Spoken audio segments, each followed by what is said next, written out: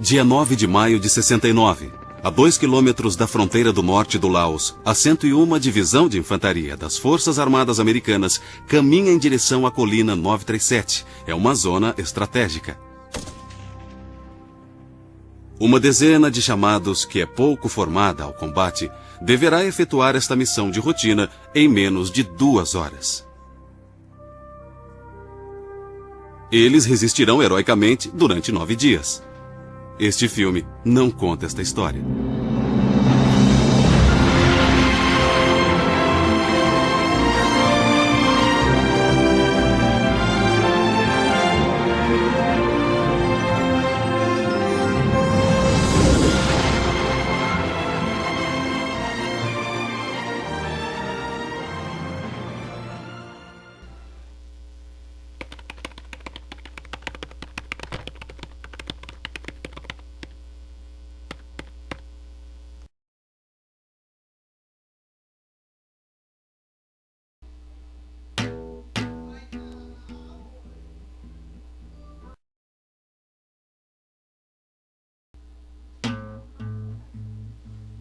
Os sistemas de comunicação começaram a ser desenvolvidos há muito tempo, num período da história anterior à escrita.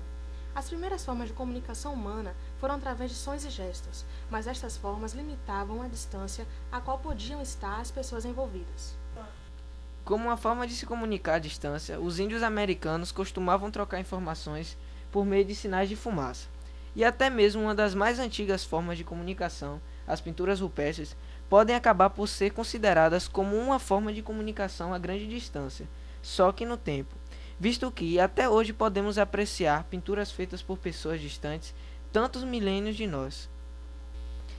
Milhares de anos depois, as formas de comunicação evoluíram bastante. Os 3 elementos básicos de um sistema de comunicação são o transmissor, o canal e o receptor. O transmissor é responsável por converter o sinal de informação para uma forma adequada para ser transmitida através do canal, que é a conexão física entre o emissor e o receptor. Essa operação é conhecida como modulação.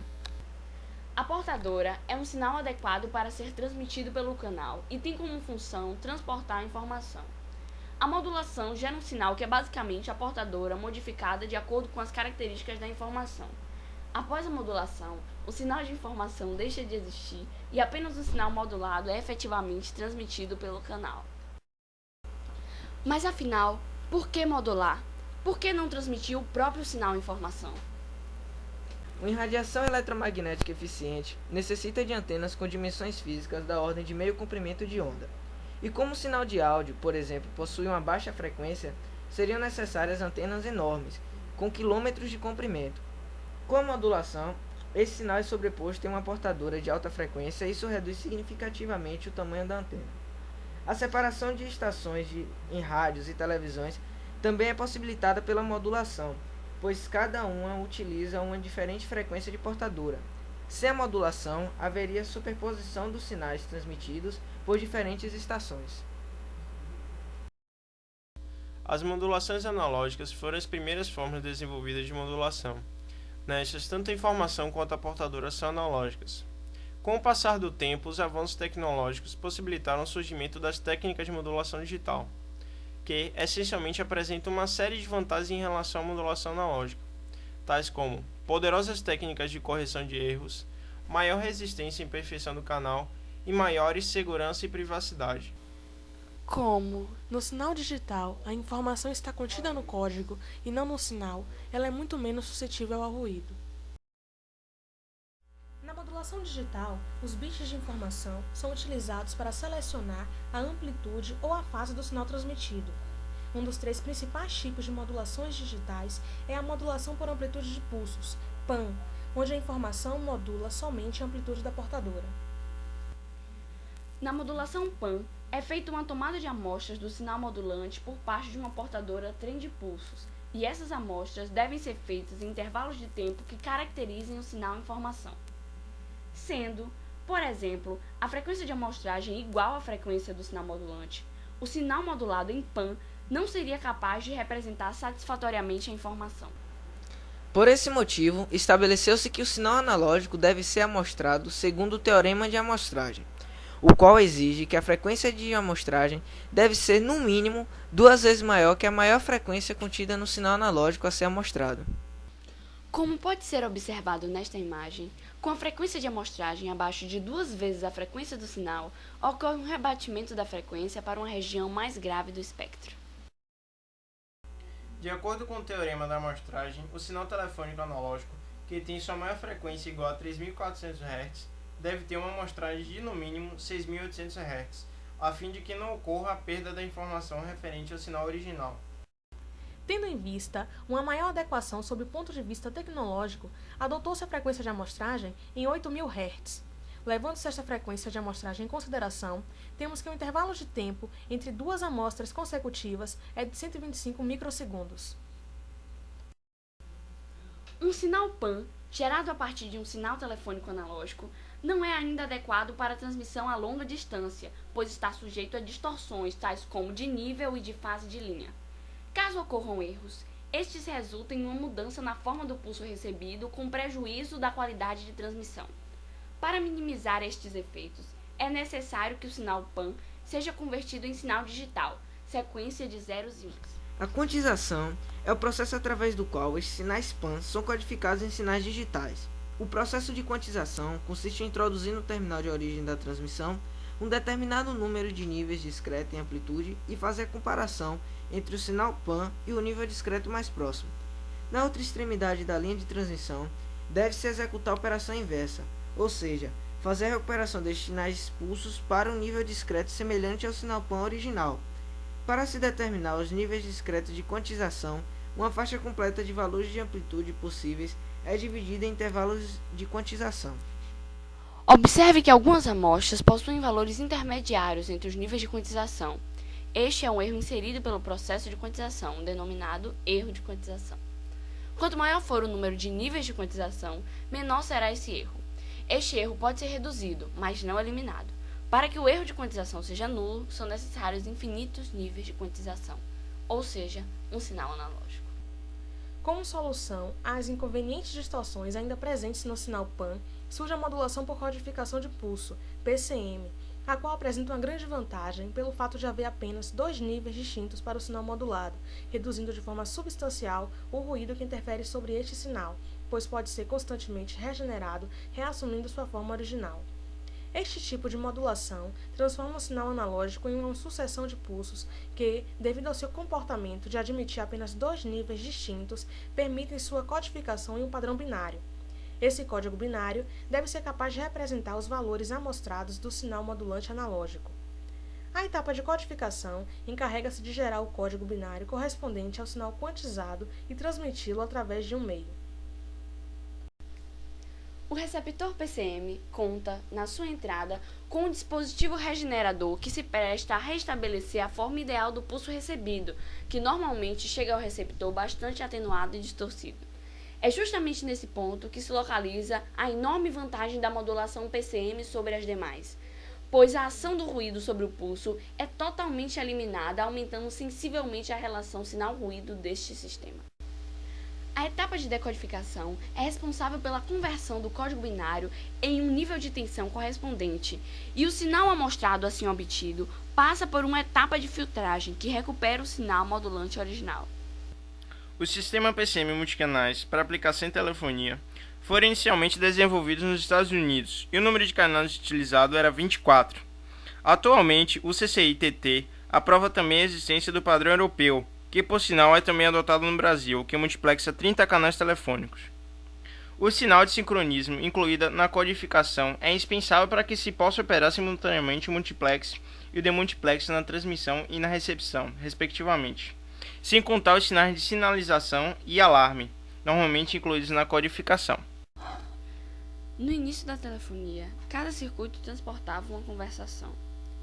Com o grande crescimento das linhas telefônicas, em muitas situações, a implementação de canais separados para cada fonte de dados tornou-se inconveniente, e então passou a ser empregada a técnica de multiplexação, que consiste em codificar as informações de 2 ou mais fontes num único canal. O multiplex obtém fluxos de dados distintos e combina-os num único fluxo de dados com uma taxa de transferência mais elevada. Isso permite que múltiplos fluxos de dados sejam transportados de um local para o outro através de uma única ligação física, o que reduz os custos. Apesar de exigir uma banda maior, o sinal multiplexado possibilita um melhor uso do espectro, pois permite a transmissão de uma grande quantidade de sinais que separadamente ocupariam uma maior banda. O demultiplex é um circuito que tem a finalidade de selecionar, através das variáveis de seleção, qual de suas saídas deve receber a informação presente em sua única entrada, executando a operação inversa à realizada pelo MUX.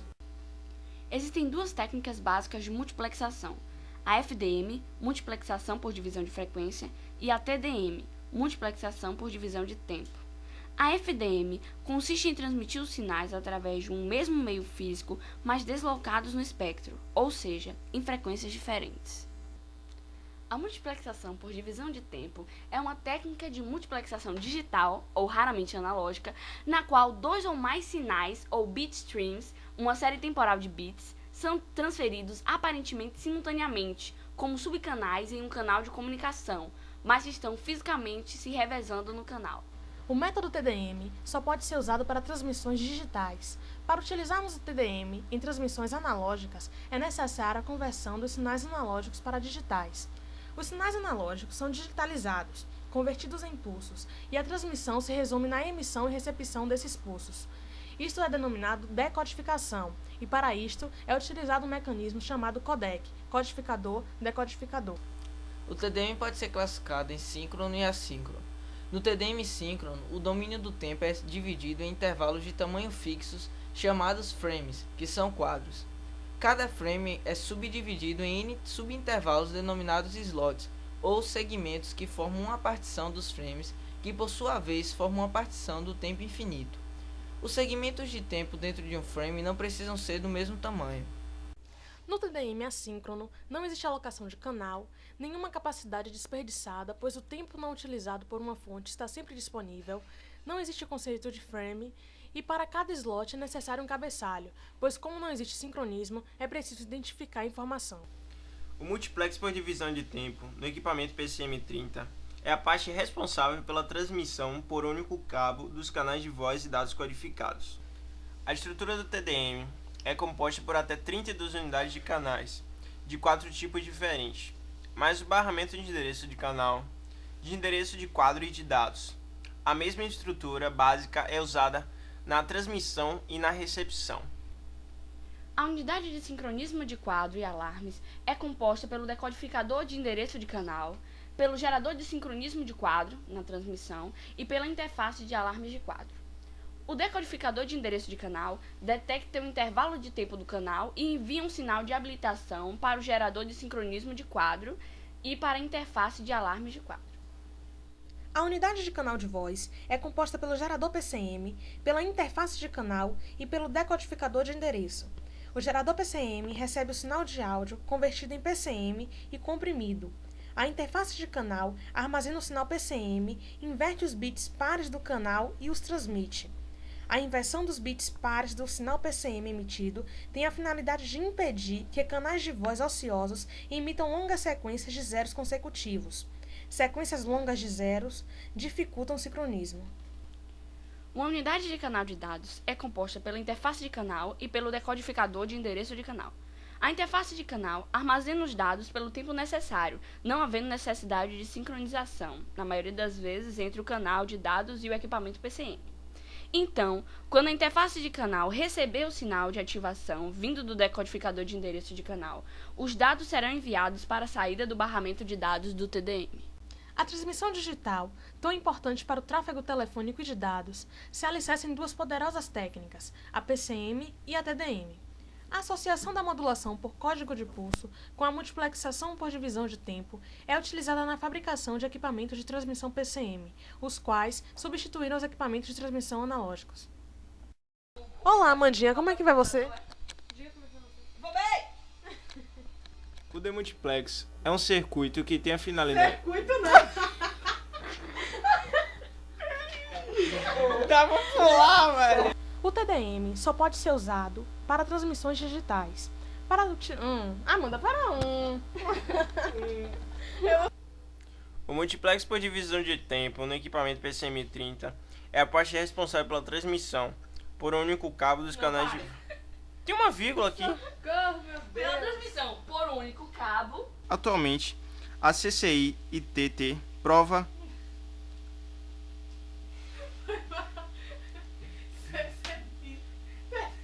CCI e TT. O TDM pode ser classificado em síncrono e assíncrono. No TDM síncrono, o domínio do tempo é subdividido. Diabo, não é sub não, é dividido, vá. Os sinais analógicos são convertidos em impulsos e a transmissão se resume na... Por que eu só falo recepção antes? Eu tô com problema, né? A estrutura do TDM é composta por até 32 unidades de canais, de 4 tipos diferentes, mais os barramentos de endereço de canal, de endereço de quadro e Peraí.